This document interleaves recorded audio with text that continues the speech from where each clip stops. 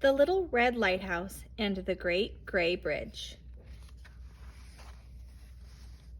Once upon a time, a little lighthouse was built on a sharp point of the shore by the Hudson River. It was round and fat and red. It was fat and red and jolly, and it was very, very proud. Behind it lay New York City, where the people lived. Before it sailed the boats on which the people rode. Up and down sailed the boats. On and on rolled the river. All the way from Lake Tir-in-the-Clouds, high up in the mountains, came the Hudson River. It rolled down the mountains. It rolled and rolled and rolled. It rolled past Albany. It rolled past New York, and it went on forever looking for the sea. Now the boats on the river talked to the Little Red Lighthouse as they passed. "Hoot, hoot, hoot. How are you?" said the big steamer with its deep, throaty whistle. "Salute," lisped the slender canoe as it slid along the shore. "Chug, chug, chug. Cheerio," called the fat black tug as it puffed on its way, pulling a load of coal on a barge. By day, the Little Red Lighthouse did not answer. It was quiet when the boats called. It was still. But every night, just at fall of dark, a man came to tend the Little Red Lighthouse. He took out his jingling keys. He unlocked the small red door on its side. He climbed its steep and winding stairs, up, up, up to the very top. He took off the thick white cap that let it sleep by day.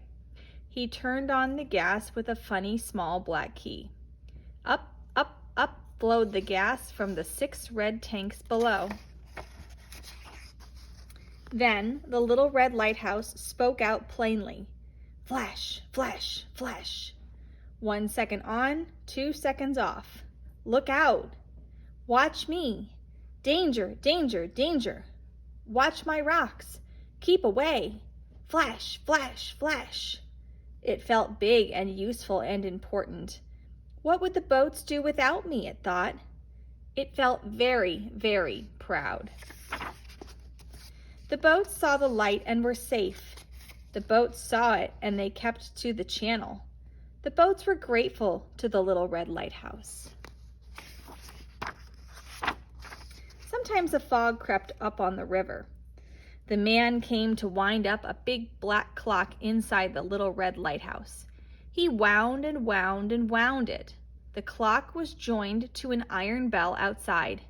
The bell began to ring. "Warning, warning," it said. "Flash," said the light. "Warning," said the bell.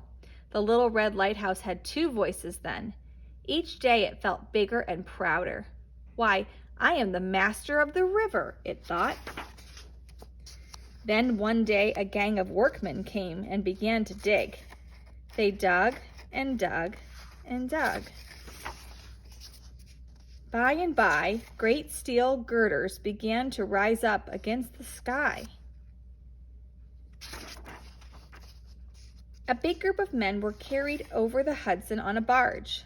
Across the barge stood 4 great reels, and from each reel there trailed a slender silver line. All the boats on the river stopped moving. All the nearby boats turned to look. Even the river seemed to be very, very still. When the men came back, they seemed happy. "The first cables are over," they called. "The catwalk will be up soon." And the other men shouted, "Hurrah!" What do they mean, thought the Little Red Lighthouse. What are these things called cables that are over? Now the days and weeks went by. Every night the little lighthouse spoke plainly. Flash, flash, flash. Every day it watched the strange new gray thing beside it grow and grow. Huge towers seemed to touch the sky. Strong loops of steel swept across the river. How big it was! How wonderful! How powerful! A great gray bridge spanning the Hudson River from shore to shore. It made the little red lighthouse feel very, very small. Then one night, a great beam of light flashed from the top of the nearest gray tower.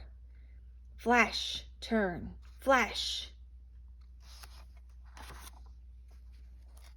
Now I am needed no longer, thought the little red lighthouse.